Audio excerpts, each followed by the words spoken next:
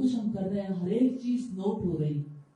تو رب سے کنیکٹیوٹی، اگر اس کا شکر ادا کرنے کے لیے الحمدللہ، اگر سبحان اللہ ماشاء اللہ کہہ کے آپ اس کی تخلیق پر اور اس کی خوبصورتی پر یعنی اس کا ذکر کرتے ہیں، اگر آپ انا للہ کہہ کے کسی مصیبت پر یا کسی کی ڈیتھ پر اظہار کرتے ہیں کہ ہماری اصل حقیقت کیا ہے، ذکر کا ایک طریقہ ہے.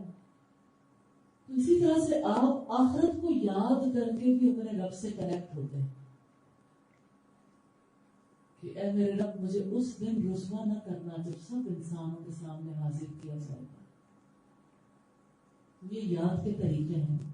تو یہ یاد ہماری صبح بیداری کے بعد ہمیں یہ یاد کروائے کہ الحمدللہ الذی احیانا بعد ما اماتنا والیہ النشور. اگر بغیر سوچے سمجھے پڑھیں گے، صرف آپ اسے پڑھنے والا کام کریں گے، تو پھر آپ کی زندگی میں کوئی تبدیلی نہیں آئے گی. اگر آپ بغیر سوچے سمجھے رات کو یہ کہہ کے سوئیں گے اللہم بسمک اموت و احیا، تو آپ کی شخصیت میں کوئی تبدیلی نہیں آئے گی. حد تک کہ آپ نماز کے بعد کے اذکار بھی بغیر سوچے سمجھے کریں گے، تبدیلی نہیں آئے گی. اگر آپ صبح شام کے اذکار بھی بے سوچے سمجھے پڑھیں گے تو تبدیلی نہیں آئے گی. اس لیے لائف اسٹائل مینجمنٹ کے لیے اگر سے پہلے نمبر پر تو آپ کو پن پوائنٹ کرنا پڑتا ہے نا کہ کون کون سی جگہیں آپ کو اس کے عادی ہو جائیں، پھر آپ اس کی کوالٹی بہتر بنانے کے لیے کام کرتے ہیں. تو ہمیں اب جو کام کرنا ہے وہ کوالٹی بہتر بنانے کے لیے، تاکہ اللہ کی رحمت سے ہماری صبح شامیں اللہ کی یاد والی ہو جائے. اور وَاذْكُرْنَ مَا يُتْلَى فِي بُيُوتِكُمْ، اور ان آیات کی تلاوت، یعنی ان آیات کا ذکر کرو جن کی تلاوت آپ کے گھروں میں کی جاتی ہے اور حکمت کی باتوں کی. یہ کام تو آپ آلریڈی کر رہے ہیں، پڑھ رہے ہیں اللہ کی کتاب کو بھی، لیکن اس کا تذکرہ کرنا بہت ضروری ہے. جب تک آپ اس کو سنائیں گے نہیں، آپ ریویژن کر لیتے ہیں واپس میں نہیں، آپ اس گروپ کے علاوہ اپنے گھر والوں کے ساتھ جہاں بیٹھے وہاں پر جو پڑھے اس کا تذکرہ نہیں کرتے تو وہ چیز آپ کے پاس محفوظ نہیں ہوگی، وہ آپ کی نہیں ہوگی. ابھی تو میں سمجھتی ہوں کہ ابتدائے عشق ہے، یہ تو ابتدا ہے نا، جہاں پر آپ صرف الفاظ کو سمجھ رہے ہیں. اور کوئی داعی اگر صرف الفاظ کو سمجھ کے دعوت دیتا رہتا ہے اور اس کا دل اس پیغام کی وجہ سے روشن نہیں ہوتا تو اس کی دعوت کامیاب نہیں ہوتی. اس لیے ہر آیت پر آپ کے قلب کو روشن ہونا چاہیے. ہم ہر آیت پر قلب کے روشن ہونے کو تو انشاءاللہ تعالیٰ کلاسز میں دیکھیں گے، کچھ چیزوں کو ہم یہاں بھی دیکھیں گے جو کرنے کے قابل ہو جائیں گے. اور ہمارے پاس بہت اچھا موقع ہے انشاءاللہ تعالیٰ تفسیر سورہ البقرہ کے حوالے سے بھی کہ آپ ان چیزوں کو بھی دیکھنے کی پوزیشن میں آئیں گے. کبھی انسان مشقت محسوس کرتا ہے الفاظ سیکھنے کے لیے، کبھی مشقت محسوس کرتا ہے تفسیر کو سمجھنے کی، لیکن اصل مشقت لیکن بہت پیار بھری ہے، بہت راحت والی. اصل مشقت یہ ہے کہ دل روشن ہو جائے. اب دیکھیں بعض وقت چولہے آپ روشن کرنا چاہتے ہیں، چولہے جلانا چاہتے ہیں تو آپ کا چولہا بالکل ٹھیک ہے، لیکن سم ٹائمز آپ کے پاس ایسے چولہے ہوتے ہیں جس میں آپ بٹن کو پریس کرتے ہو اور میگنیٹ سے آگ جل جاتی ہے، لیکن آپ اسے اس میں تھوڑی سی خرابی آتی ہے تو آپ اسے چھوڑتے ہو تو آگ بجھ جاتی ہے. آپ پھر اسے پریس کرتے ہیں، پھر کافی دیر تک یہ رکھتے ہیں، پھر اسے چھوڑتے ہیں، پھر وہ آگ بجھ جاتی ہے. اگر آپ کا میگنیٹ والا چولہا نہیں ہے اور آپ ماچس سے یا لائٹر سے چولہا جلاتے ہیں تو تب بھی ایسا ہوتا ہے کہ پیچھے سے گیس آ رہی ہو تو تب بھی چلے گی نا. اور اگر گیس ہی ختم ہو جائے تو ظاہر آپ چولہا جلاتے رہیں پھر تو چولہا نہیں چلے گا.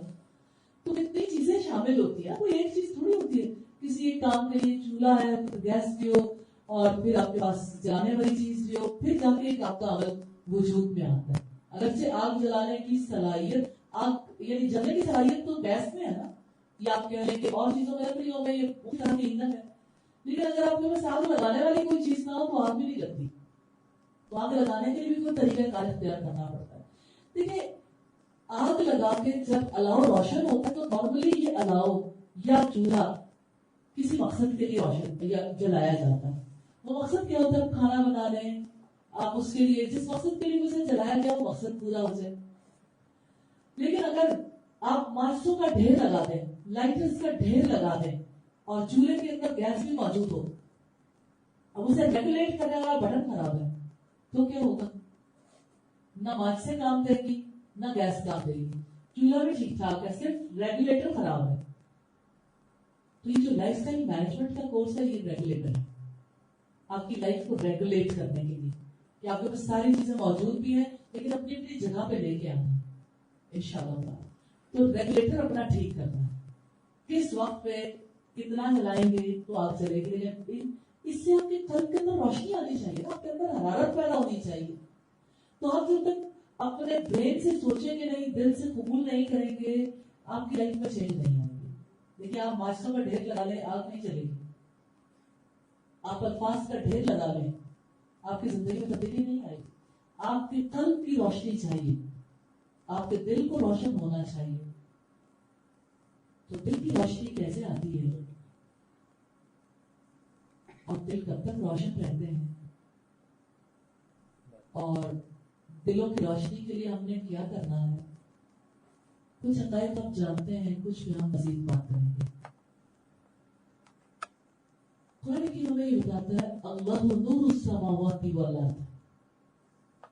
دل کی روشنی کے لیے اللہ پاک نے مثال دی ہے کہ اللہ زمین و آسمان کا نور ہے، روشنی. مثل نورہ کمشکات، اس کے نور کی مثال تاق کی طرح ہے. تاق سمجھتے ہیں جہاں چراغ رکھے جاتے ہیں. ہمیں چونکہ لائٹ کی وجہ سے ضرورت نہیں تاقوں کی، لیکن ابھی بھی کوئی اولڈ سٹائل پہ بلڈنگز بنانا چاہے تو تاق رکھے جاتے ہیں. سم ٹائم جب نئی یعنی دور جب بدل گیا، پورے طریقے سے بدل گیا، تو وہ پرانی چیزیں اچھی لگنے لگی. تو لوگ ہوٹل ایسے بناتے ہیں جہاں تاق رکھ لیتے ہیں، پھر تاقوں میں چراغ بھی رکھ دیتے ہیں تاکہ وہ پرانا ماحول روشن ہو جائے، اسی طرح کی روشنی آ جائے. اگرچہ جو اندر رکھی جانے والی روشنی ہے وہ کسی بھی چیز کی ہو. لیکن تاق سے مراد بندہ ہے مومن ہے. مثل نورہ کمشکات فیہا مصباح، اس میں ایک چراغ ہے. چراغ سے کیا مراد ہے؟ سوچنے کی بات ہے نا. اب آپ دیکھیں روشنی ہے، روشنی کے لیے چراغ یا چولہا. چراغ آ گیا نا، چراغ سے مراد وہ جس میں آگ جلائی جاتی ہے تو ایک دن کا ماحول روشن ہوتا ہے. جانتے ہیں چراغ کی حیثیت کس چیز کی ہے؟ چراغ ایمان ہے. ایمان. المصباح فی زجاجہ،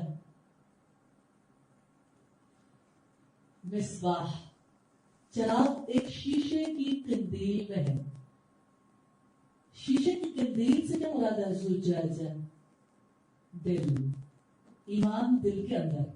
اب آپ دیکھیے آپ کو پتہ چل رہا ہے نا روشنی کہاں سے آ رہی ہے. اللہ نور السماوات والارض مثل نورہ کمشکات. اللہ کا نور دل کے اندر کیسے آتا ہے؟ ایمان کے ساتھ. ایمان دل کے اندر. اور آپ جانتے ہیں ہر چراغ میں کوئی نہ کوئی تو فیول ہوتا ہے نا، کوئی نہ کوئی ایندھن ہوتا ہے جس کی وجہ سے وہ چراغ ہوتا ہے. یا وہ موم بتی ہے تو موم ہوگا، اگر وہ تیل کا چراغ ہے تو اس میں تیل ہوگا. چلیے اب تیل کے چراغ کی مثال دیتے ہیں کیونکہ قرآن میں تیل کا تذکرہ ہے. الزجاجۃ کأنہا کوکب دری، شیشے کی قندیل جو ہے وہ ایسے روشن ہے جیسے چمکتا ہوا تارا. دل اتنا شفاف ہوگا تو روشنی ٹوٹے گی. اچھا جو لوگ اپنے جب ان کے دل روشن ہوتے ہیں نا، یا جو لوگ اللہ کے کلام کو پڑھتے ہیں جب ان کے دل روشن نہیں ہوتے تو وہ کوئی بات کسی کو نہیں بتاتے. یاد رکھیے گا نہ بتانے کے عمل کے پیچھے کیا چیز چھپی ہوئی ہے؟ دلوں کی سختی، دلوں کی سیاہی. اس لیے لوگ بتا نہیں پاتے. اب آپ دیکھیں کہ ایمان اندر آ گیا، اللہ کا نور اندر آیا، لیکن اب اس کے اندر آنا ہے تو کیسے آنا ہے؟ یوقد من شجرۃ مبارکۃ زیتونہ، وہ جلایا جاتا ہے زیتون کے مبارک درخت کے تیل سے.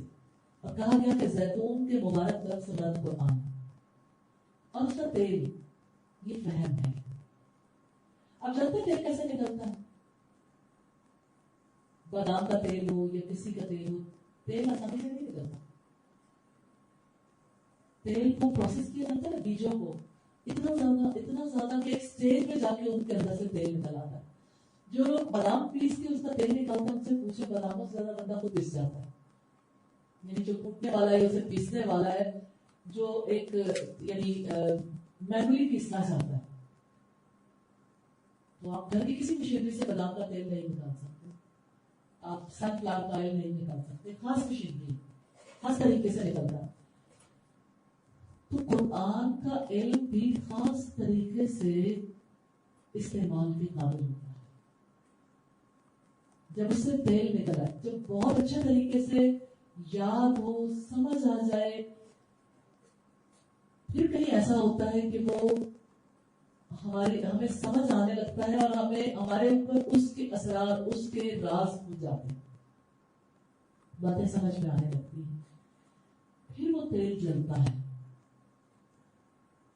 उस तेल के बारे में कहा गया अल्लाह शर्की है तो वल्ला गरबिया, न शर्की है न गरबी, यानी तासुब नहीं है ना, हर तरफ की रोशनी जा रही है। यकादु ज़ैतुहा युदी वलौ लम तमससहु नार, उसका तेल आप ही भड़के पड़ता है अगरचे उसको आग न लगे।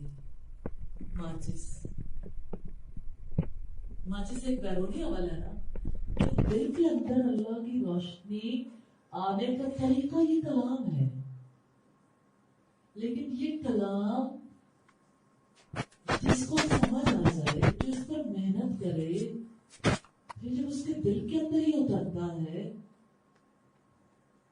तो उतरने के बाद फिर उसकी कैफियत ऐसी हो जाती है कि अब बैरूनी तौर पर कोई उसे पुश ना भी करे, बजाते खुद उसकी हैसियत ऐसी होती है कि उसके अंदर हर वक्त आग भड़कती है, हर वक्त उसके अंदर सेल्फ रिस्पॉन्सिबिलिटी उभरती है। वो अपनी जात का तज्जिया कर सकता है, अपने औकात को मैनेज कर सकता है, दुनिया में मिशन वाली जिंदगी गुजार सकता है। अब वो जाहिल नहीं है, अब उसका दिल की दीवारें स्याह नहीं है, क्योंकि उसका दिल शफाफ। आप देखें करने वाले काम कितने ज्यादा है लाइफ स्टाइल को मैनेज करने। ये दिल शफाफ कैसे होते हैं? इस दिल को गर्द आलूद करने वाली, स्याह करने वाली कौन सी चीजें जिनसे हम बच जाए। तो एक एक एंगल पे गौर फिक्र करेंगे। इसको पुख्ता करने के बाद कम से कम ये काम कर ले अपनी सुबह शामें, और अपनी बेदारी और अपना सोना और इसी तरह से अपनी नमाजें ये दुरुस्त करने के काबिल हो जाए। ये बुनियादी चीजें है ना, तभी पहले दर्जे पर हम इसे ठीक करने के काबिल हो जाए। अब आप मुझे ये बताएंगे कि अब तक आप कहां तक पहुंचे हैं। यानी हमने पहले नंबर पर देखा था अजान सुनने की कोशिश हो रही, जवाब देने की कोशिश हो रही। कितने लोग हैं जो इस कोशिश में नाकाम है? सच सच बता दे। देखिए मैंने कुछ नहीं कहा रियली, अगर आप नाकाम है तो मुझे पता चलेगा ना, नाकामी के असबाब जांच के, ताकि हम इसके लिए और तरीके कार इख्तियार करें। अच्छा मैं आपसे पूछना चाहती हूँ, क्या रीजन क्या होती है? आवाज नहीं आती, कामों में मशगूलियत होती है, बात बात ऐसा होता है घर के करीब नहीं है मस्जिद, तो उसकी वजह से हम फिर उसमें कोई और हम तलाश करेंगे। जी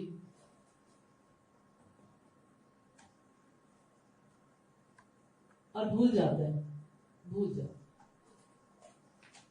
हाँ ऐसा होता है, ये आदत बनते बनते बनेगी, अचानक नहीं बन जाएगी। और मैं देखती हूँ कि एक माहौल में जो लोग रहते हैं उनके लिए आसानी होती है, क्योंकि उनको आदत का पुख्ता करना मुश्किल नहीं लगता इकट्ठे होने की वजह से, कि वो एक तरह से चल रहा होता है। जब आप अकेले अपने मांस में जंग लड़ रहे हैं तो जाहिर है अकेले को तो शैतान फिर काबू कर लेता है ना, बुला लेता है हमें। तो अल्लाह से दुआ करनी चाहिए, अल्लाह याद दिला, एवरी टाइम जब याद आएगी अल्लाह अब मुझे याद दिला, मैंने अजान का जवाब देना, मुझे तौफीक अता कर दी। अल्लाह से मांगते ही रहिए, इंशाल्लाह जरूर आप कामयाब हो जाएंगे अजान का जवाब देना। जी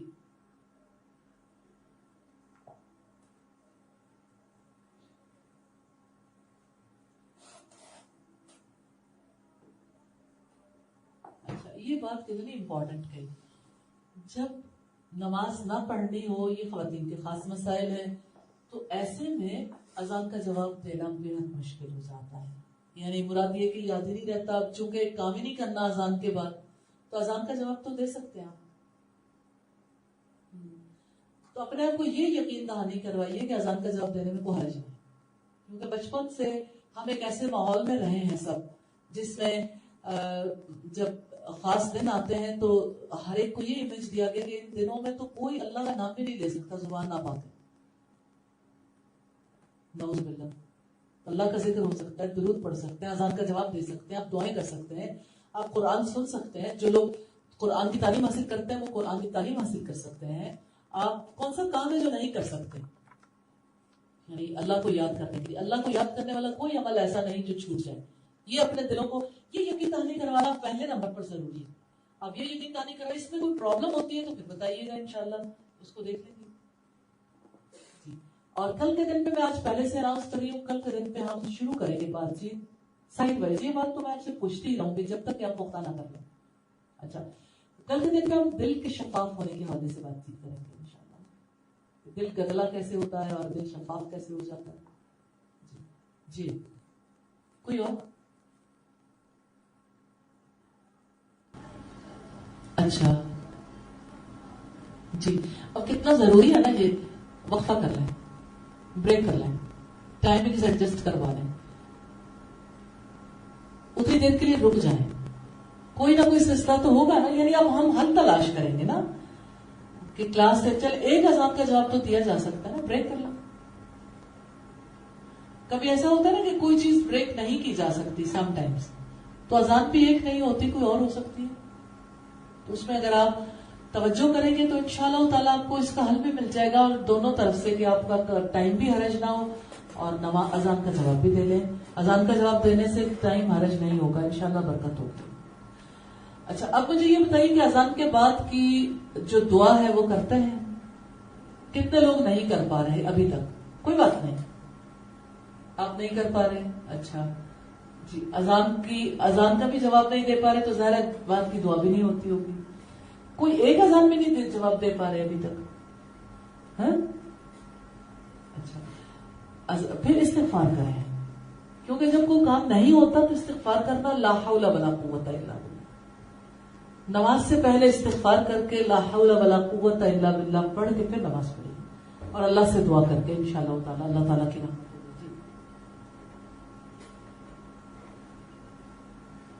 اچھا، فجر کی اذان میں مشکل ہو رہی ہے، آپ ابھی اللہ سے دعا کریں اور کوشش کریں تھوڑا سا اگلی اٹھ جائیں، اپنے الارم سیٹ کر لیں.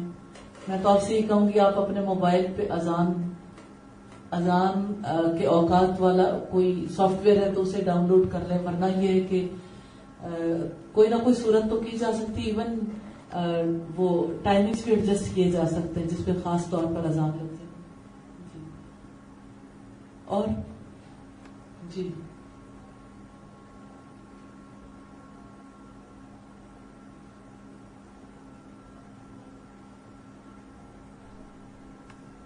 ایک بار کافی.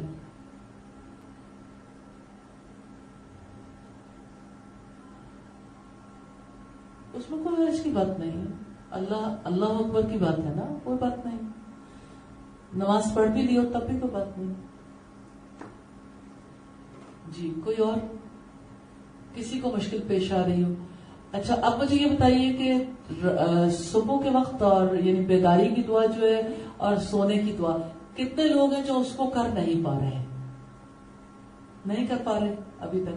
اچھا، میں بھی آپ کو ایک ہی بات، وہی حضرت حسن بصری والا فارمولا ضرور بتاؤں گی. استغفار کریں. جی اچھا، آخری دو آیات پڑھتی ٹھیک ہے، لیکن دعا نہیں پڑھتی. اچھا، اس کا طریقہ کار یہ ہوتا ہے کہ آپ اسٹیکر لگا لیں. آپ زبانی دعا پڑھتے ہیں، آپ جہاں سوتے ہیں نا اپنے کہیں بیڈ کے قریب اسٹیکر لگا لیں. کوئی نہ کوئی چیز تو آپ کو ریمائنڈر دینا. واش روم جانے کے لیے دعا اسٹیکر لگا لیں اندر باہر. آپ یعنی کھانا کھانے سے پہلے بسم اللہ اکثر لوگ بھول جاتے ہیں، تو بسم اللہ کے لیے بھی یعنی کھانا کھانے کے مقام پر بھی اسٹیکر لگا لیں. دیکھیے عادت ہو جائے گی تو پھر آپ اتار دیجیے گا، کوئی بات نہیں. جی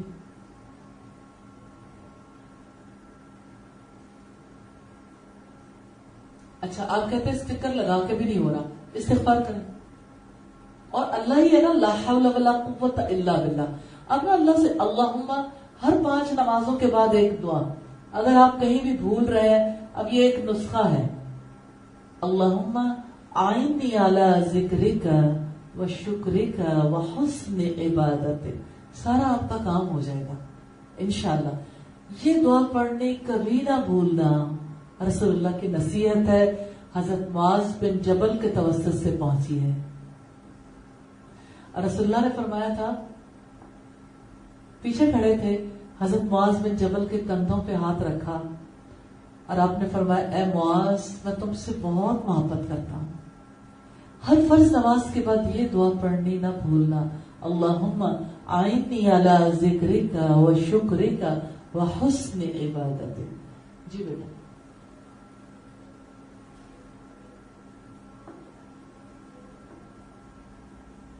اچھا بیداری کی دعا مشکل ہوگی، ایک دوسرے کو یاد دلا دیں. دیکھیے آپ لوگ اگر ایک دوسرے سے محبت کرتے ہیں، کوئی تو طریقہ کار ہوتا ہے کسی کو سکھانے کا. ایک دوسرے کے معاملات کو اپنا معاملہ بنا لیں. دیکھیے آپ جب تک کوئی دعا کرتا رہے گا، آپ اس کی ورث کو پہچانیں. جب تک کوئی دعا کرتا رہے گا آپ کو اجر ملتا رہے گا. تو آپ مجھے یہ بتائیں کہ ریحانہ کو کون صبح کی دعا یاد کروائے گا؟ آپ دیکھیں موبائل پہ میسج بھیج سکتے ہیں، آپ کوئی اور کام کر سکتے ہیں، مجھے پتا نہیں ہے کون کس چیز سے اٹھتا ہے. اچھا دیکھیں اب تو کئی لوگ ہیں ہمیں یاد کروانے والے، صبح کی دعا، شام کی دعا. اب اگر آپ اس کے لیے کچھ بھی کریں گے تو آپ کہیں گے اچھا خود ہی کر لو. کتنے لوگ ہیں جو روزانہ یاد کروانے لگے، کیونکہ صبح صبح اٹھ کے انسان ڈسٹرب بھی ہوتا ہے. اگر کوئی سے بار بار کام کر رہا ہو، تھوڑا سا انسان چاہتا ہے کہ وہ آزادی کے ساتھ ذرا، جب تک وہ فریش نہیں ہو جاتا، جب تک وہ تھوڑا سا اس کی سستی ختم نہیں ہو جاتی، زیادہ بات چیت نہیں وہ کرنا چاہتا. جی اب یہ ان کا کام ہے، یہ دیکھیں گے کس طرح سے کریں گے. ہو سکتا ہے یہ دعا کر لیں، دعا کریں اس ٹائم پہ کہ آپ کو یاد آ جائے اور اللہ تعالیٰ یاد کروا دے. یاد تو اللہ تعالیٰ نے کروانا ہے. اس چیز کو مت بھولیے گا، اختیار اللہ کے ہاتھ میں ہے، اختیار اللہ کے ہاتھ میں ہے. آپ اللہ سے مدد مانگے، ایاک نعبد و ایاک نستعین اہدنا الصراط المستقیم. ساری زندگی کی اصلاح اسی سے ہونی ہے، ساری زندگی کی. خاص طور پر دعائیں مانگے. سورہ الفاتحہ کے ساتھ جو دعا مانگی جاتی ہے وہ دعا قبول ہوتی ہے، خاص طور پر اس کا یہ حصہ. جی اچھا ایک منٹ، جن لوگوں نے نہیں کیا نا سوال ہم پہلے ان سے. جی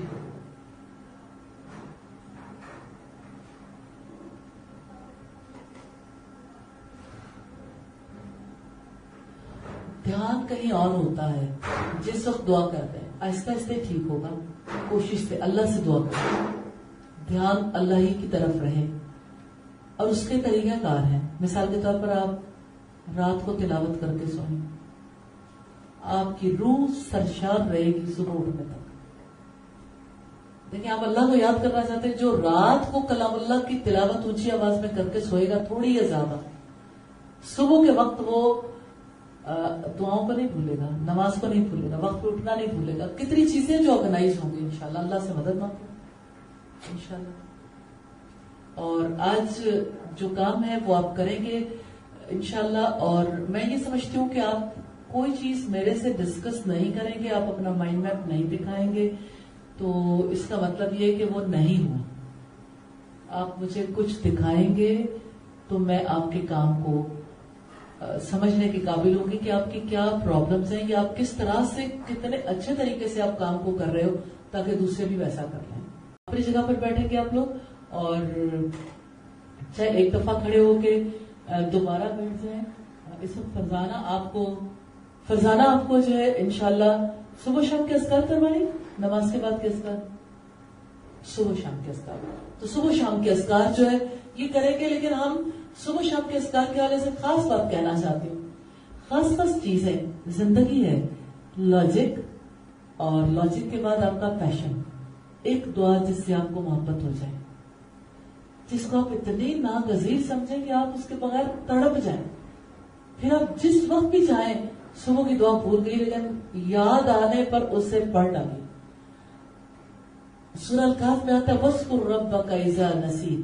آپ نے چھوڑنی نہیں. آپ کو دوپہر کو 12 بجے یاد آیا صبح کی دعا نہیں پڑھی, پھر پڑھ لیں. شام کو یاد آیا صبح کی دعا نہیں پڑھی, پڑھ لیں. یہاں سے شروع کر لیں. کلیئر ہوگی بات؟ ہاں جی. صبح کے اذکار پڑھ, لیکن یہ دعا کریں یا اللہ مجھے اس کے وقت کا حق ادا کرنے کی توفیق عطا کرے. عادت بن جاتی ہے, چیزیں ایک دوسرے کے ساتھ نتھی ہو جاتی ہے, پھر چھوٹتی نہیں. ٹھیک ہے. زندگی جس سے سب محبت کرتے ہیں, زندگی جس کی قدر و قیمت ہر ذی شعور انسان کے نزدیک بہت زیادہ ہے, ایسا کیوں ہے کہ سب لوگ اس زندگی کے لیے قدر شناس نہیں ہوتے؟ ایسا کیوں ہے کہ لوگ اس زندگی کے لیے حقیقی معنوں میں تگ و دو کرنے والے نہیں ہوتے؟ آپ زندگی کے بارے میں دیکھیے, جیسے اپنے جسم کے لیے, جسم کی ضروریات کے لیے اور جسم کی حفاظت کے لیے جو لوگ کام کرتے ہیں, جو اسے سمجھ جاتے ہیں, وہ اس مشن پر ساری زندگی لگا دیتے ہیں اور اپنی مادی ضروریات کی تکمیل میں لگے رہتے ہیں, اور اس سے آگے بڑھ کے وہ اپنی روحانی اور عقلی ضروریات کے لیے فکر مند نہیں ہوتے اور ان کو پرے کہا کے برابر وقت بھی نہیں دیتے. اگر آپ اس موقف کے تحت دیکھیں تو لوگ اپنی روزی کے لیے کوشش کرتے ہیں. تعلیم بھی ایسے نقطہ نظر رکھنے والوں کے یہاں صرف روزی کے لیے, یا آپ یوں کہہ لیجئے کہ ایسی تعلیم ناگزیر ہو جاتی ہے جس کی وجہ سے اچھی روزی کمائی جا سکے. اسی طرح سے روزگار, آپ کا بزنس, آپ کی جاب, وہ آپ کے لیے امپورٹنٹ ہو جاتی. پھر مرد ہوں یا خواتین, ان کے لیے یہی چیز سب سے زیادہ اہمیت کی حامل ہو جاتی ہے. پھر آپ کی جسمانی ضروریات ہیں, آپ کی بھوک, آپ کا لباس, آپ کا شیلٹر آپ کے لیے اہمیت کا حامل ہوتا ہے, آپ کا گھر, باقی چیزیں جو ہیں وہ سیکنڈری ہو جاتی ہیں. پھر اگر بچے بھی ہوتے ہیں تو بچوں کی بھی یہی نیڈ زیادہ ہیں, بایولوجیکل نیڈز ہی سب سے زیادہ اہمیت کی حامل ہوتی ہیں. حالانکہ انسان صرف بایولوجیکل بینگ نہیں ہے, وہ اسپرچل بینگ بھی ہے, وہ عقل بھی رکھتا ہے. اس لیے جب تک تینوں کے درمیان بیلنس قائم نہیں ہوتا, اس وقت تک وہ اچھی زندگی گزارنے کے قابل نہیں ہو پاتا. اگر آپ یہ دیکھنا چاہیں کہ یعنی ہم جیسے کہ پچھلے کافی سیشنز میں یہ بات کر چکے کہ ایک اچھی زندگی گزارنے کے لیے, زندگی کا بیلنس قائم کرنے کے لیے اللہ پاک نے جو پروگرام دیا, تو اس نے اوقات کی تنظیم کی ہے, ٹائم مینجمنٹ. اور ٹائم مینجمنٹ ایسی ہے جس کی وجہ سے ایک طرف ہماری جسمانی تقاضوں کی تکمیل بھی ہوتی ہے, دوسری طرف ہماری روحانی تقاضوں کی تکمیل بھی ہوتی ہے, تیسری طرف ہماری عقل کے تقاضوں کی تکمیل کے لیے بھی اللہ تعالیٰ کی جانب سے رہنمائی ہمیں ملتی. اس لحاظ سے ہم دیکھتے ہیں کہ ہماری اب تک کی جو گفتگو ہے وہ ہماری ٹائم مینجمنٹ کے حوالے سے, خصوصی طور پر جیسے 5 نمازوں کے اوقات ہیں اور ہمارے صبح و شام کے اوقات ہیں, جیسے وہ ذکر کے اوقات ہیں, ہم ان کے اوپر بات چیت کرتے رہے. اور اسی طرح سے جیسے نماز سے پہلے اذان ہے, یا اسی طرح سے طہارت ہے, وضو آپ کا, اور اسی طرح سے وضو کے بعد کی دعا ہے, یا آپ کی نماز ہے تو نماز کی ادائیگی کے لیے جو طریقہ کار مقرر ہے, اور نماز کے بعد کے اذکار. ابھی تک ہم نے جو بات چیت کی ہے وہ اسی ریفرنس سے کی ہے. اسی طرح سے سونے اور جاگنے کے حوالے سے ہم نے وہ, یہ بھی اوقات ہی کی بات ہے نا کہ آپ کا ایک سونے کا وقت ہے اور ایک جاگنے کا وقت ہے. تو جاگنے کے بعد سب سے پہلے کیا بات کہنی ہے اور سوتے وقت کیا بات کہہ کے سونا ہے, تاکہ سونے سے لے کے جاگنے تک کا جو وقت ہے, جو ہمارے ریسٹ آورز ہیں, وہ بھی ہمارے لیے صرف جسمانی طور پر راحت حاصل کرنے کا وقت نہ بنے, بلکہ روحانی طور پر بھی ہم سیٹسفائیڈ ہوں اور عقلی اور فکری طور پر بھی اطمینان کی حالت میں ریسٹ کریں.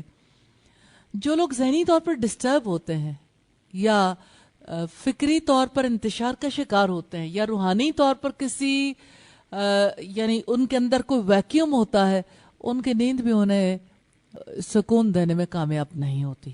یہ آپ بھی جانتے ہیں کہ اطمینان والی نیند میں، سکون والی نیند میں اور بے سکونی والی نیند میں بڑا فرق ہے. ایسا کیوں ہوتا ہے کہ کچھ لوگ کہتے ہیں کہ ہماری ہر آہٹ پہ آنکھ کھل جاتی، سونے کے بعد اب ہمیں بہت مشکل فیل ہوتا ہے، اگر کوئی ذرا سا بھی کھٹکا ہو تو پھر ہم سو نہیں پاتے، دوبارہ نیند نہیں آتی. لیکن کچھ لوگ ایسے ہوتے ہیں جو بے دھڑک سوتے رہتے ہیں. خاص طور پر اگر آپ نوجوانوں کو دیکھیے تو ان کی آنکھ ذرا مشکل سے کھلتی ہے، اور اس کے مقابلے میں بوڑھوں کو دیکھیں تو ان کی نیند جلدی ڈسٹرب ہو جاتی ہے. نیند میں سکون کیوں نہیں رہتا؟ بزرگوں کے مسائل، یا خاص طور پہ جنہوں نے اپنی لائف میں زیادہ سٹرگل کی ہوتی ہے اور اپنے حوالے سے زیادہ ڈسٹرب رہے ہوں یا اپنے بچوں کے حوالے سے ڈسٹربنس ہو، ان کی نیند پر بھی بہت زیادہ فرق پڑتا ہے. پھر شاید نیند کے لیے جو نیند لانے والی میڈیسنز ہیں وہ بھی شاید اس طرح سے رول پلے نہیں کرتی. تو نیند لینے کے باوجود جاگنے پہ اسی طرح سے ٹوٹے ہوئے اور تھکے ہوئے ہوتے ہیں. اگرچہ بظاہر جسم ریسٹ کر رہا ہوتا ہے لیکن روحانی طور پر اطمینان نہ ہونے کی وجہ سے حالات بہت فرق ہوتے ہیں. اس ساری گفتگو کا مطلب یہ ہے، مقصد یہ ہے کہ زندگی صرف جسمانی زندگی نہیں ہے. ہم اپنے جسم سے اپنی روح اور اپنی عقل کو جدا نہیں کر سکتے. جب جب انسان جدا کرتے رہے، انسانوں نے اس سے تکلیف اٹھائی ہے. اور ہمارا تو ہر موقع ایسا ہوتا ہے جو موقع روحانی، عقلی اور جسمانی طور پر نفع بخش ہوتا ہے. مثال کے طور پر کھانے کا وقت ہے.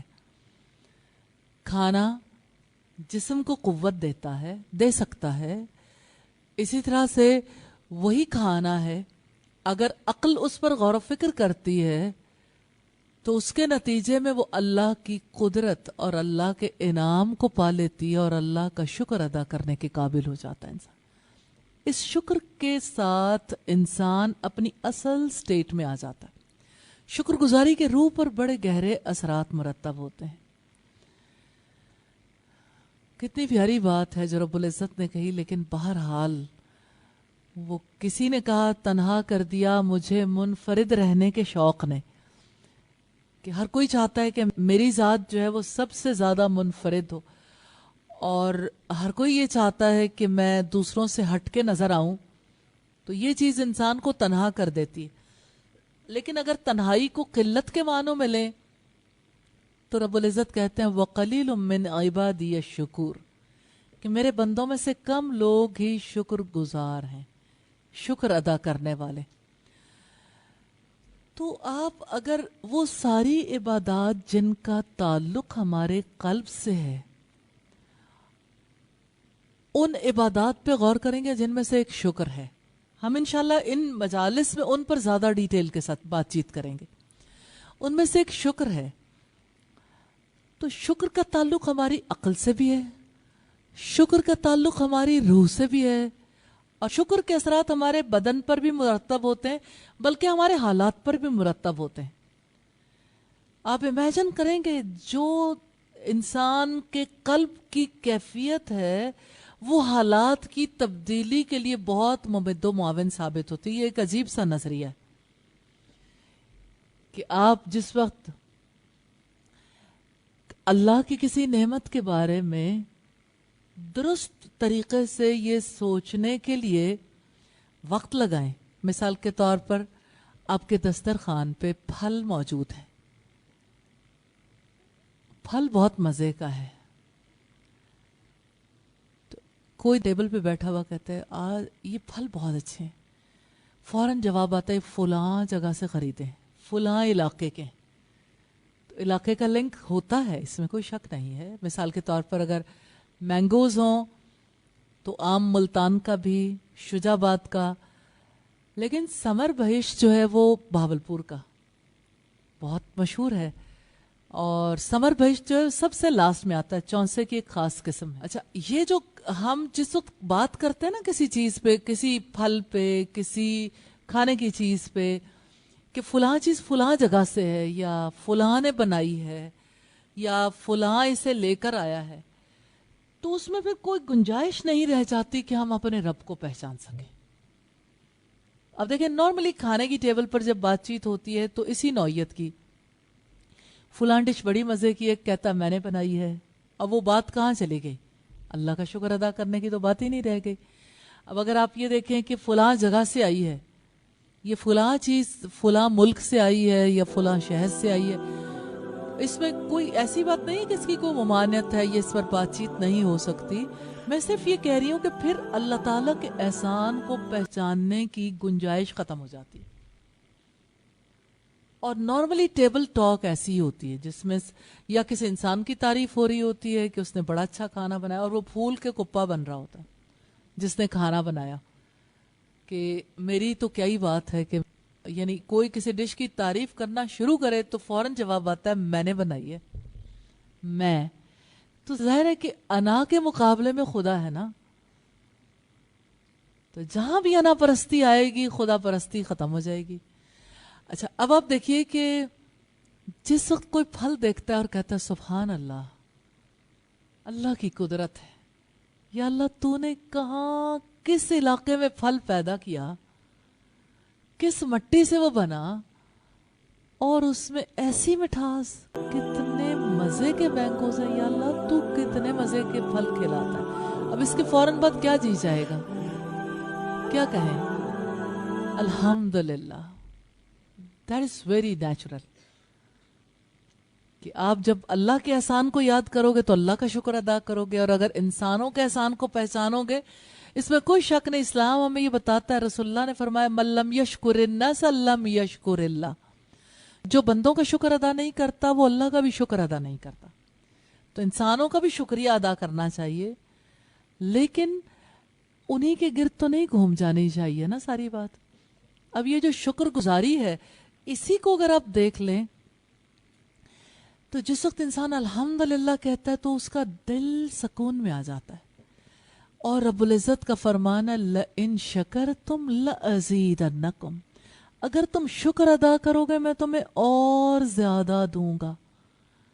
تو شکر گزاری کی وجہ سے حالات تبدیل ہوتے ہیں جو ہمارے کنٹرول میں نہیں ہے، جو نعمتیں دینے والے کا فیصلہ ہے اس کی جانب سے وہ حالات تبدیل کر دیے جاتے ہیں۔ شکر، اب آپ دیکھیے شکر بندے کے دل کا فعل ہے لیکن عقل ساتھ شامل ہے، اس کی وجہ سے جسم پر کیا اثرات مرتب ہوتے ہیں؟ سکون میں آ جاتا ہے جسم بھی، ہر چیز اپنے ٹھکانے پہ آ گئی نا۔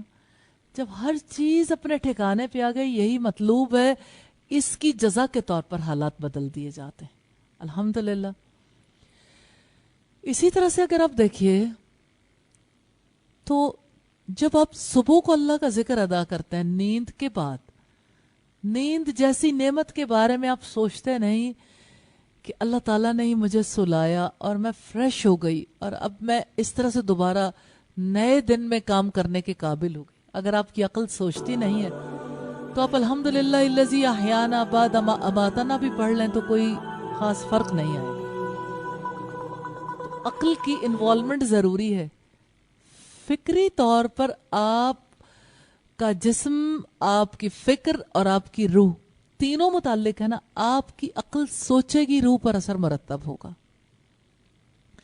عقل راستہ دکھاتی ہے، آگے بڑھا سکتی ہے، تو فکری اعتبار سے کام کرنے کی بہت ضرورت ہے۔ اور پھر آپ دیکھیے جیسے اگر ہم یہ دیکھنا چاہیں کہ نبی صلی اللہ علیہ وسلم نے ہمیں کہاں کہاں شکر ادا کرنا سکھایا، تو کاموں کے اختتام پر، جیسے کھانا کھانے کے بعد کی جو دعا ہے الحمدللہ، اب اس میں کھانا کھانے کے بعد کی کئی دعائیں ہیں لیکن الحمدللہ کا مطلب کیا ہے؟ اللہ کا شکر ہے کہ اس نے کھلایا بھی، اور اس نے جو رزق دیا، اور اس نے جو نعمتیں عطا کی، ان نعمتوں میں بڑی نعمت اسلام ہے کہ اس نے ہمیں مسلمان بنایا۔ اچھا پھر آپ دیکھیں کہ جیسے آپ صبح کرتے ہیں، جس وقت صبح کے اذکار کرتے ہیں، کتنی بار الحمدللہ آتا ہے؟ کئی بار نا، اللہ کا شکر ادا کرنا، یہ نیند کے بعد صبح کے نصیب ہونے پہ۔ اب اگر آپ دیکھیں کہ ہر صبح ہوتی ہے اور کروڑوں اربوں انسانوں میں سے کتنے قلیل لوگ ہیں جو صبح کا شکر ادا کرتے ہیں. یہ انڈرسٹینڈنگ نہیں ہے ہیومن بینگز کو, انسانوں کو. اب آپ اگر دیکھیں صحرائی علاقے کو لوگوں میں سے کتنے لوگ ہیں جو شکر ادا کرتے ہیں, سمندروں کا سفر کرنے والے, ساحل سمندر پر رہنے والے, یا میدانوں میں رہنے والے, یا پہاڑی علاقوں پہ رہنے والے, کہاں کہاں دنیا کے لوگ آباد ہیں. مسلمان کہیں بھی رہے کسی مقام پر, سچا مسلم وہ ہے جو اللہ کا شکر ادا کرتا ہے غور و فکر کرنے کے بعد. اور غور و فکر الفاظ میں بھی بہت موجود ہے, یعنی راستہ بھی ہمیں مل گیا کہ غور و فکر کس بات پہ کرنا ہے. الحمدللہ الذی احیانا بعد ما اماتنا والیہ النشور. اسی طرح سے آپ دیکھیے جیسے اسلام ہمیں جو نظام دیتا ہے نا روح کی تسکین کے لیے, اس میں دل کا عمل بہت زیادہ اہمیت کا حامل ہے. قلب کے اعمال, قلب کی عبادات جیسے اخلاص. اب آپ دیکھیں کہ ہمیں بتایا گیا نیت سے انسان کسی عمل کرنے کے لیے خالص ہو جاتا ہے, ہو سکتا ہے, لیکن نیت از ناٹ ایوری تھنگ. اخلاص اس سے بہت آگے کی چیز ہے, کیونکہ اخلاص کل ہے اور نیت اس کا ایک حصہ ہے. تو اخلاص کا معاملہ ہو, یا صبر کا معاملہ ہو, یا شکر کا معاملہ ہو, یا اللہ کی خوشی کے لیے کوئی کام کرنے کا معاملہ ہو, یا اللہ سے امید باندھنے کا معاملہ ہو, یا اللہ سے محبت کرنے کا, یا اس سے خوف رکھنے کا, یا اس پر ٹرسٹ کرنے کا, توکل کا معاملہ ہو, یہ ساری دل کی عبادات ہے. لیکن دل صحیح کام نہیں کر پاتا جب دل بیمار ہو. اور دل کو بیمار کرنے والی وہ چیز ہے جو پورے قرآن کے اختتام پر, جس کے بارے میں اللہ رب العزت نے پورے قرآن کی دولت ادا کرنے کے باوجود آخر میں پھر ایک دفعہ توجہ دلائی ہے کہ آپ اللہ کی پناہ مانگ لو. کیا آپ مجھے بتائیں گے وہ کیا چیز ہے جو انسان کے قلب کو سب سے زیادہ خراب کرنے والی ہے؟ جی جی, من شر الوسواس الخناس. دعا سکھائی ہے نا کہ شیطان یعنی وسواس ہوتا ہے, وسوسہ کہتے ہیں ریپیٹڈلی آنے والے خیال کو. خیال کو عربی زبان میں خواتر بھی خیالات کو کہتے ہیں, خواتر. ریپیٹڈلی آنے والے خیالات ایسے ہیں جو اندر گھومتے ہیں, لیکن الخناس کہا گیا جو وسوسہ ڈال کر چھپ جاتا ہے, یعنی ابلیس. تو یہ قلب متاثر ہوتا ہے خواتر سے, خیالات سے. ابلیس انسان کے ساتھ کھیلتا ہی اسی کے توسط سے. ابلیس سب سے پہلے انسان کا قلب خراب کر دیتا. اب آپ جتنی مرضی ٹائم مینجمنٹ کر لو, آپ اذان کا جواب بھی دے رہے ہیں لیکن سوچ کچھ اور رہے ہیں, آپ ذکر بھی کر رہے ہیں کچھ اور سوچ رہے ہیں, آپ نماز بھی پڑھ رہے ہیں کچھ اور سوچ رہے ہیں, آپ نماز کے بعد کے اذکار بھی کر رہے ہیں, ذہن کہیں اور ہے. تو جب آپ کی فکر پراگندہ ہوتی ہے اور آپ کا دل شفاف نہیں ہوتا, دل فاسد ہو جاتا ہے, تو آپ کی زندگی پرسکون نہیں بن پاتی. تو یہ عجیب بات ہے, سبھی کا لائف سٹائل ایسا ہو گیا. عقل کہیں اور مصروف ہے, روح کہیں اور مصروف ہے, اور انسان کا جسم کہیں اور. ایسے انسان کا جسم جو ہے وہ کھاتا پیتا بھی ہے, وہ کپڑے بھی پہنتا ہے, وہ لوگوں کے درمیان رہتا بھی ہے, بظاہر سب لوگ اپنا رول بھی پلے کر رہے ہوتے ہیں, لیکن سکون کہیں نہیں ہوتا. اور سکون نہ ہونے کا سبب یہ ہے کہ لائف سٹائل کو نہیں سمجھا. نارملی اگر آپ دیکھیں تو لائف سٹائل جب کبھی ورڈ بولا جاتا ہے تو اس سے تمام مادی چیزیں مراد ہوتی ہیں. ہمارے یہاں ایک سٹور بھی ہے, میرا خیال انڈیا کی چین ہے شاید, لائف سٹائل کے نام سے. میرا خیال ہے کہ مینگو اور لائف سٹائل اور یہ سپلیش اور یہ جو برانڈز ہیں, میں اس کے نام صرف آپ کے سامنے اس وجہ سے لے رہی ہوں کہ یہ پتہ چل جائے کہ ہمارے یہاں ہر چیز کا تعلق محض جسم سے قائم کیا گیا, کہ پوری زندگی ہماری ہمارے بدن سے متعلق ہے. یہ حیوانی نظریہ ہے. سبحانک اللہم व बिहम्दिका नशहदु अल्ला इलाहा इल्ला अंता नस्तगफिरुका व नतूबु इलैक। अस्सलामु अलैकुम व रहमतुल्लाहि व बरकातुहू।